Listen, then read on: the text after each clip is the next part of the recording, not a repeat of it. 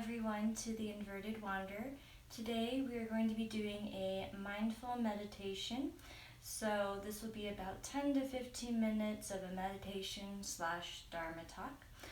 To prepare for this session, all you need to do is find a little place in your house that is quiet, that will allow you to go deeper within yourself.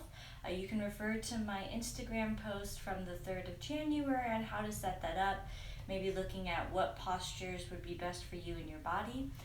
Right now I've got some incense going in the back, some sandalwood.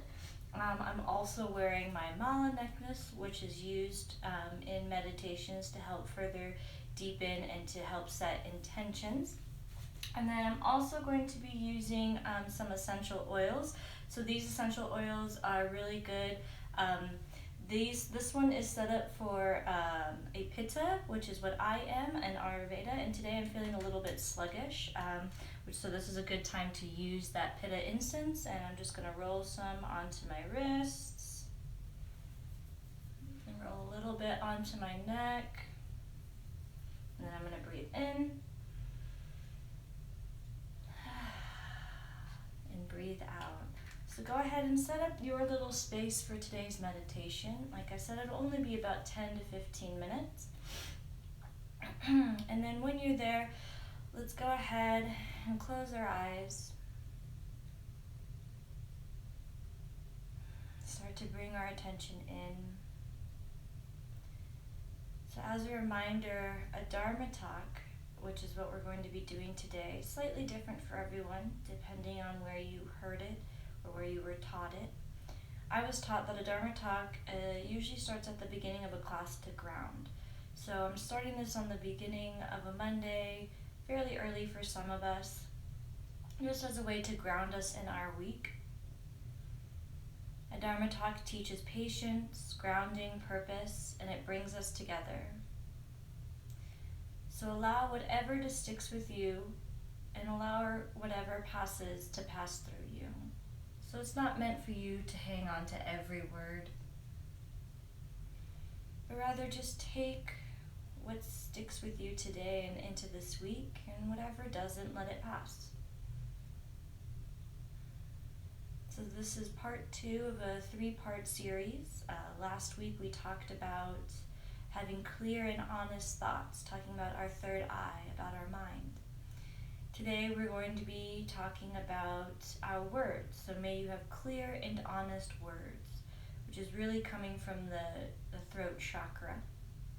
And next week, if you tune in, we'll be talking about our intentions, our heart. But today we're going to talk about our words. So may you have clear and honest words. Let's take a few clearing breaths. In. Let it go with a sigh, whether you're sitting up or lying down. Breathing in and breathing out. Let it go.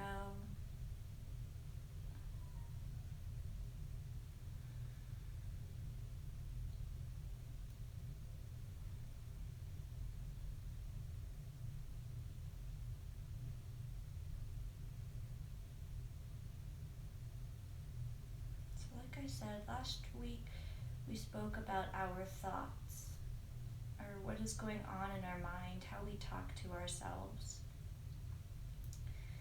And we also talked about how those thoughts become actions in our physical world. So one of those actions in our physical world are our words. Our words are an action that first start within our thoughts and then come out to be words. I have 4 quotes or short stories to share with you today and ponder on. As I said before, allow whichever ones to stick and dive deeper into that topic this week, and let pass whatever may pass.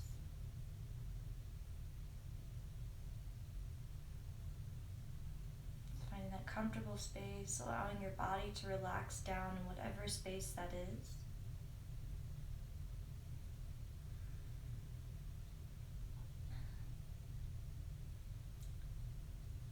So one of the things that the Buddha taught us, and he taught us to consider these things before we speak.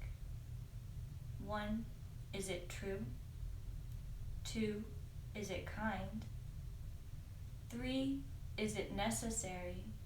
And 4, does it improve upon the silence? These 4 gates for our words are meant to help us. So as we have our thoughts and as we're ready to formulate those thoughts into words, let them pass through those 4 gates. Is what you're going to say true?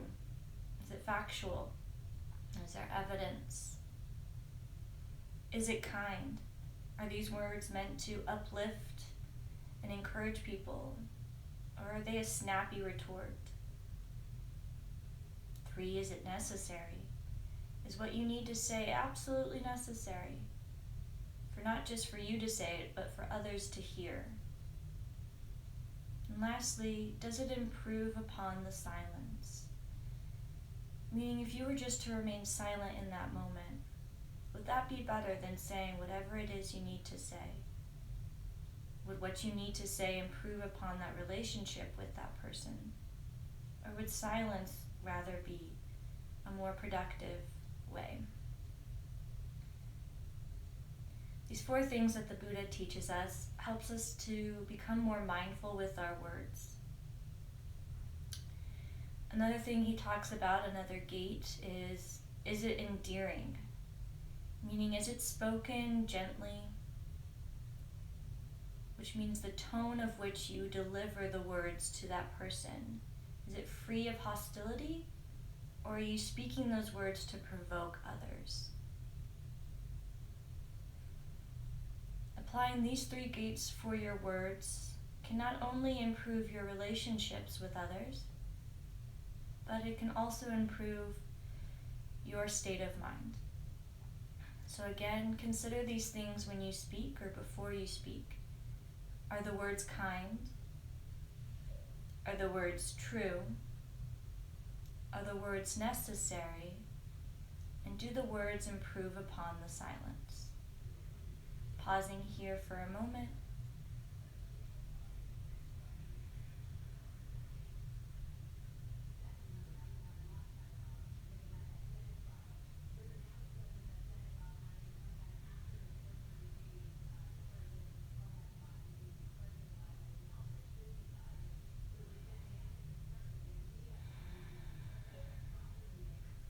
Our next quote comes from Sigmund Freud. Words have a magical power. They can bring either the greatest happiness or the deepest despair. They can transfer knowledge from student to teacher.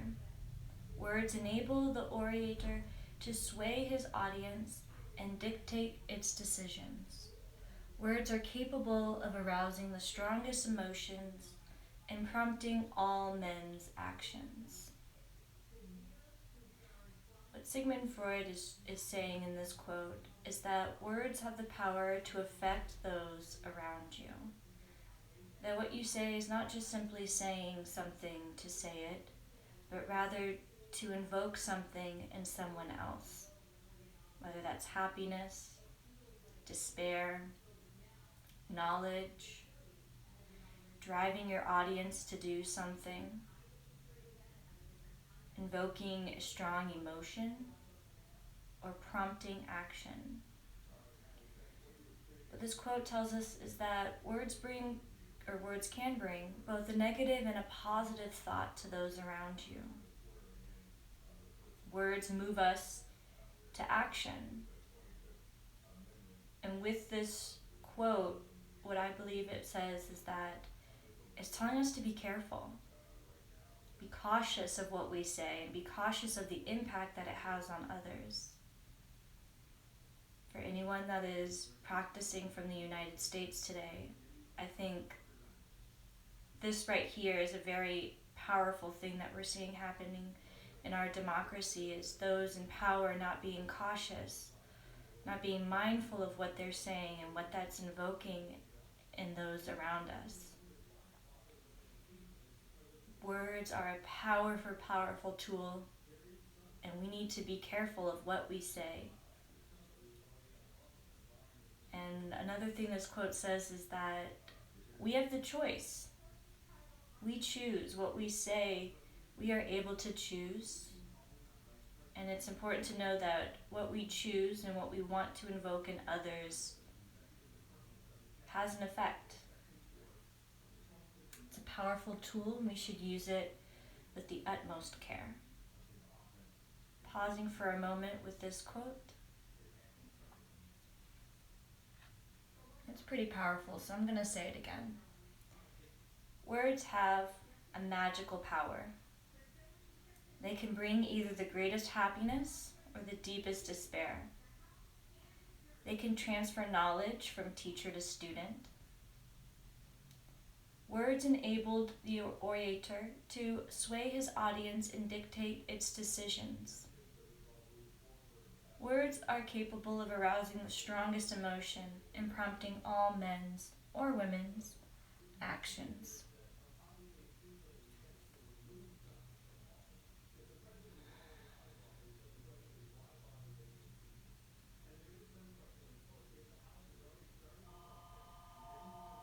The next one comes from Winston Churchill.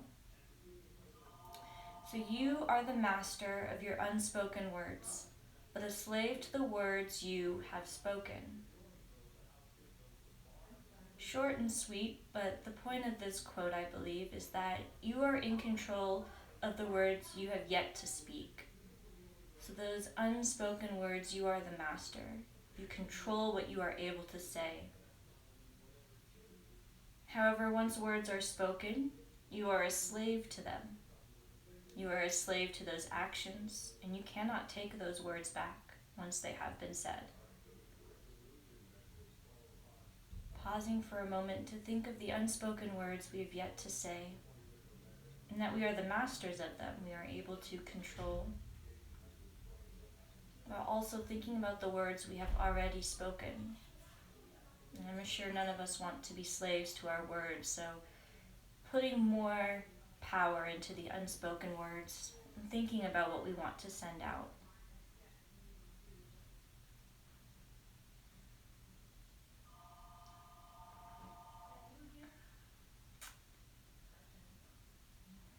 And our last quote for today about our words comes from Norval Hayes. The words you speak show exactly the shape that your inner man is in. And I'd like to change man to person. So the words you speak show exactly the shape that your inner person is in. So like I said, last week we talked about our thoughts, that they can define who you are in the physical world and what you want to manifest in the physical world. So through that, these words or these thoughts that are inside our head, as soon as they become actions, they show the rest of the world who we truly are inside. What we think of ourselves, what we think of others. So your words speak exactly the shape that your mind is in. Choosing your words wisely, it shows your character to others. It's important that you choose your words wisely. Your words represent who you are, and this is what others will remember you by your words and through your action, but your words first.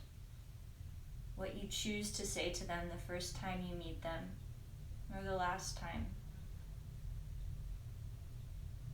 So what character traits of yours do you want to share with those around you, or that you want to be remembered by? As I sit here and read quotes from several individuals who have passed, taking note that this is what we're remembering from these people, their words. So let us be mindful today and the rest of this week with our words. Let's pause for a moment to let in whatever stuck with you today, and whatever didn't, let it pass through you. Taking 3 breaths in, breathing out, breathing in, breathing out. And last one, breathing in, breathing out. Bringing our hands together in front of our mouth.